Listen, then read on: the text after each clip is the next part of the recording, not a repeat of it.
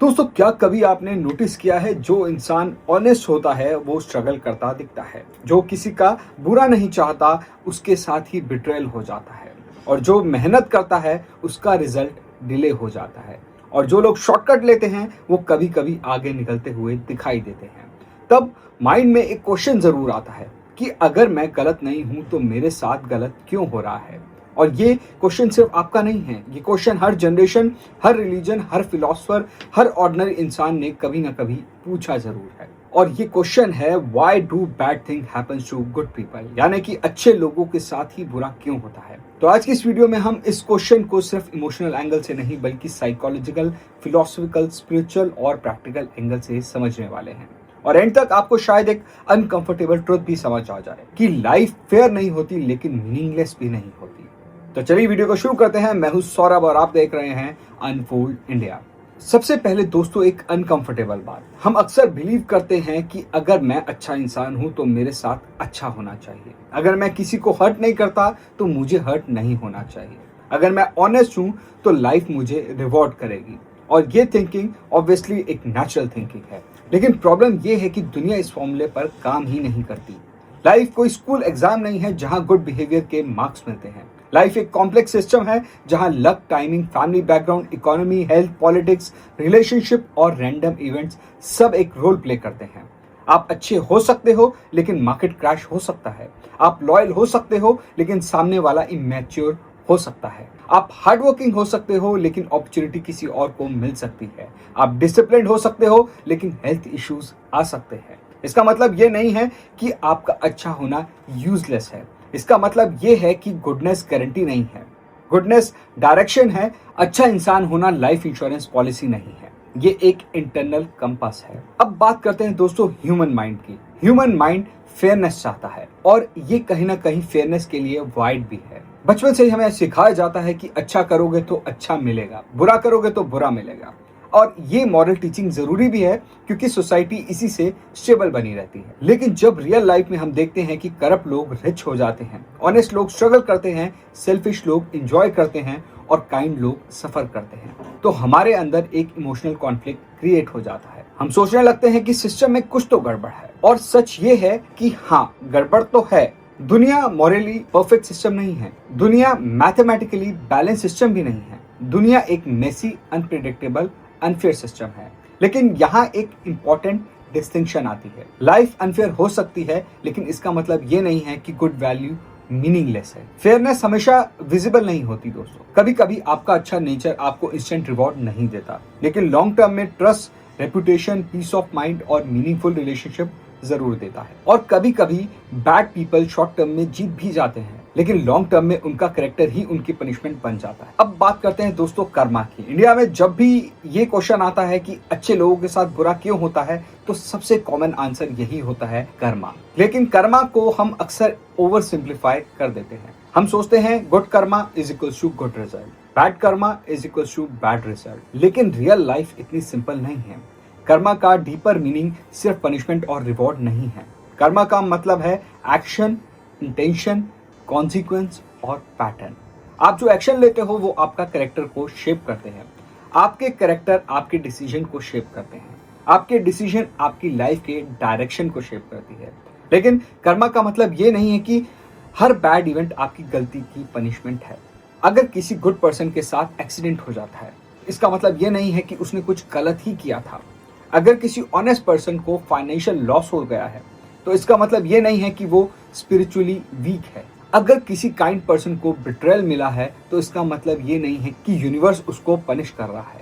कभी कभी bad thing happens because people make bad choices. कभी कभी bad thing happens because system fails. कभी कभी bad thing happens because timing wrong होती है। और कभी कभी bad thing happens because life random है। हर पेन को पनिशमेंट समझना डेंजरस हो जाता है क्योंकि फिर विक्टिम अपने आप को ब्लेम करने लगता है।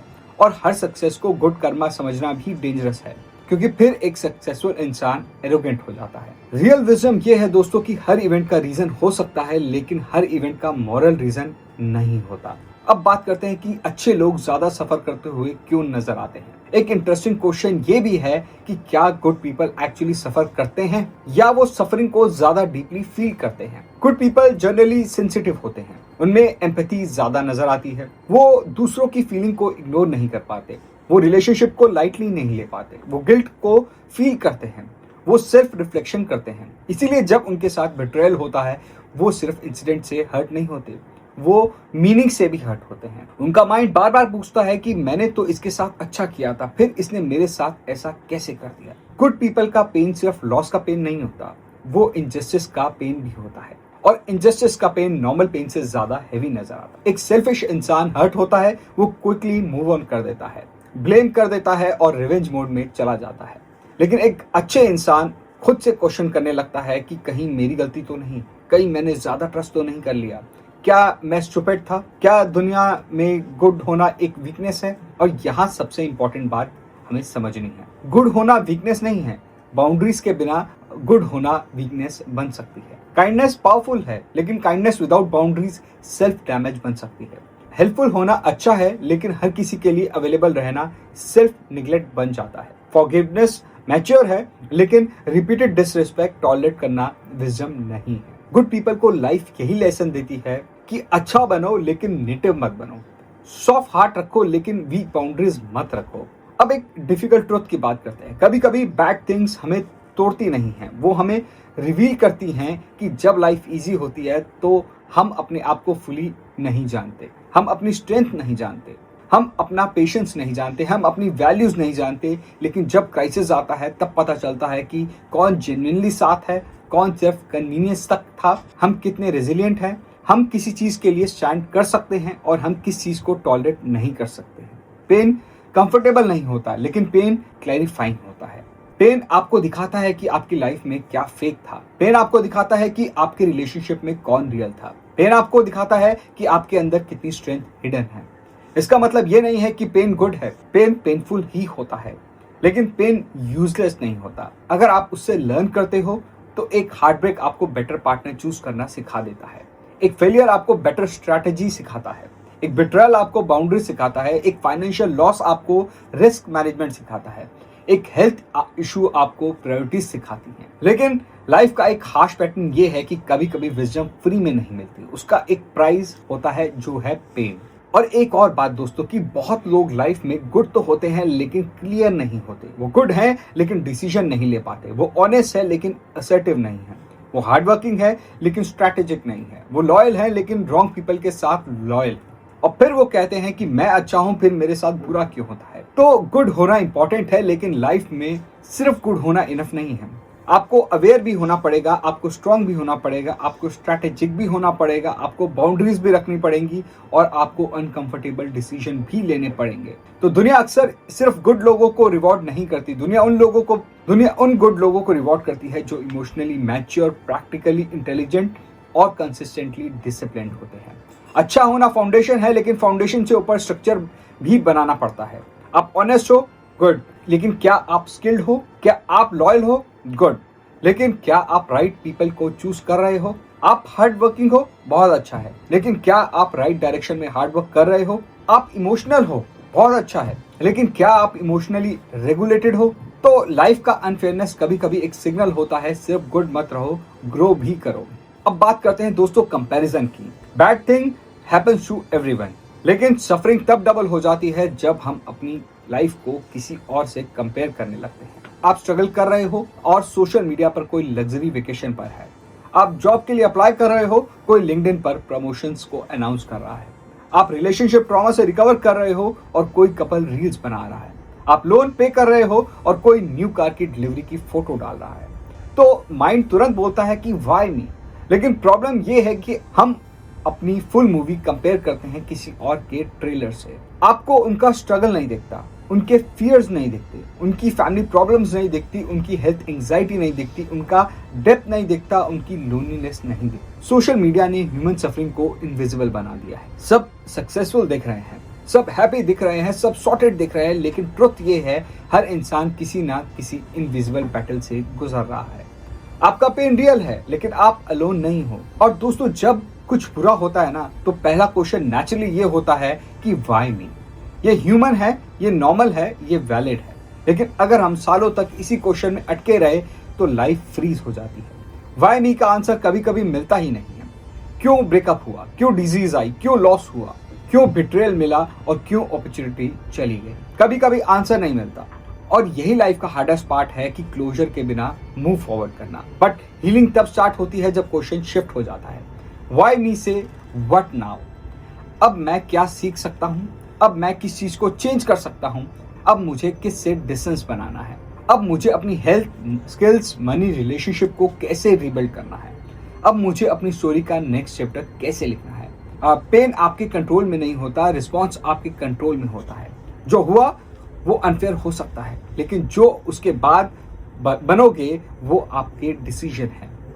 दोस्तों, हर रिलीजन और स्पिरिचुअल ट्रेडिशन ने सफरिंग को डीपली एक्सप्लोर किया है। भगवद गीता में कृष्णा अर्जुन को बैटलफील्ड से भागने के लिए नहीं बोलते, वो उनको क्लैरिटी देते हैं ड्यूटी, करेज, डिटैचमेंट के साथ एक्शन लेने की। बुद्धिज्म का फर्स्ट ट्रुथ ये है कि लाइफ में सफरिंग्स है, लेकिन सफरिंग्स का एंड अवेयरनेस, डिसिप्लिन और डिटैचमेंट से पॉसिबल है। क्रिश्चियन ट्रेडिशन में भी सफरिंग को मीनिंगलेस माना गया है, उसे कैरेक्टर, फेथ और कंपैशन के लेंस के साथ देखा गया।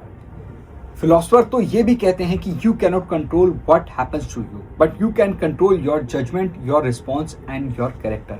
डिफरेंट ट्रेडिशन, डिफरेंट लैंग्वेज, लेकिन कोर मैसेज सिमिलर नजर आता है। सफरिंग अनअवॉइडेबल है, लेकिन सफरिंग के अंदर मीनिंग क्रिएट करना पॉसिबल है। पेन आपको बिटर बना सकता है, लेकिन डीपर भी बना सकता है। पेन आपको क्रूअल बना सकता है, लेकिन कंपैशनेट भी बना सकता है। पेन आपको विक्टिम बना सकता है, लेकिन वाइजर भी बना सकता है। चॉइस इजी नहीं होती, लेकिन चॉइस एग्जिस्ट करती है। अगर आप जेन्युइनली गुड पर्सन हो तो लाइफ ने आपको हर्ट किया है, तो इसका आंसर ये नहीं है कि आप भी बैड बन जाओ। वर्ल्ड में ऑलरेडी सेल्फिशनेस बहुत ज्यादा है। आंसर ये है, गुड रहो लेकिन अपग्रेडेड वर्जन बनो। काइंड रहो लेकिन बाउंड्रीज के साथ। ट्रस्ट रखो लेकिन ब्लाइंडली नहीं। हेल्प करो लेकिन सेल्फ रिस्पेक्ट लूज करके नहीं। फॉरगिव करो लेकिन रिपीटेड एक्सेस मत दो। लव करो लेकिन अपनी आइडेंटिटी सेक्रीफाइस करके नहीं। मेहनत करो लेकिन स्ट्रैटेजी के साथ। होप रखो लेकिन रियलिटी इग्नोर करके नहीं। गुडनेस को इंटेलिजेंस के साथ कंबाइन करो, because pure goodness without wisdom vulnerable हो जाती है और विजडम विदाउट गुडनेस कोल्ड हो जाती है। लाइफ में दोनों चाहिए, clean heart, clean mind or strong spine. So why do bad things happen to good people? Because life is not a perfect reward system, because people have free will, because systems are flawed, because randomness exists, because growth often comes through difficulty, because being good does not make you immune to pain, and because sometimes life is unfair without being meaningless. आपके साथ जो बुरा हुआ वो शायद आपकी गलती नहीं थी, लेकिन उसके बाद आपने अपने आप को कैसे रिबिल्ड करना है वो आपकी रिस्पॉन्सिबिलिटी है। और यही लाइन याद रखना दोस्तों, bad thing happening to you does not mean that you are bad, it means you are human. आपका पेन प्रूफ नहीं है कि यूनिवर्स आपके अगेंस्ट है। कभी कभी पेन एक इन्विटेशन होता है डीपर, स्ट्रॉन्गर, वाइजर वर्जन बनने का। लाइफ आपसे ये नहीं कह रही कि गुड होना छोड़ दो। लाइफ शायद आपसे ये कह रही है कि गुड रहो लेकिन अवेयर रहो, गुड रहो लेकिन स्ट्रांग रहो, गुड रहो लेकिन अपनी वैल्यूज को समझो। Because the world does not need more broken people, this world need good people who are not easy to break. So अगर आपने कभी ये क्वेश्चन फील किया है कि मेरे साथ ही क्यों, या कमेंट में एक स्ट्रॉन्ग वर्ड लिखिए, स्टिल स्टैंडिंग। शायद आपकी कमेंट किसी और को फील करा दे कि वो अकेला नहीं है। और अगर आपको ये वीडियो मीनिंगफुल लगा है तो वीडियो को लाइक करें, शेयर करें और सब्सक्राइब कीजिए अनफोल्ड इंडिया को, जहां हम लाइफ, बिजनेस, सोसाइटी और ह्यूमन बिहेवियर के डीपर पैटर्न को अनफोल्ड करते हैं। मिलते हैं आपसे नेक्स्ट वीडियो में, तब तक के लिए धन्यवाद। शेष है।